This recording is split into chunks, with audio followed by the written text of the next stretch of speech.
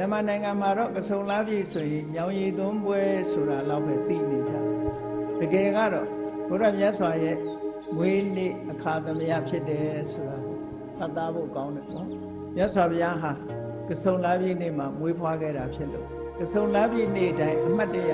မြတ်ဗုဒ္ဓရဲ့မွေးနေ့ဖြစ်ဘုရားဘာသာဝင်သူတော်စင်တွေအနေနဲ့စေပါသီလကိုခံယူဆောက်တည်ခြင်းမြတ်စွာဘုရားဟောကြားတဲ့တရားဓမ္မတွေကိုလိုက်နာကျင့်သုံးခြင်းဖြင့်ဘုရားမြတ်စွာကိုပူဇော်တာဟာပန်းရည်ချမ်းစီမီပန်းတို့နဲ့ပူဇော်တာတဲ့လက်တွေ့ကျင့်သုံးပြီးတော့ပူဇော်ခြင်းဟာပို့ပြီးတော့မြတ်မြတ်တယ်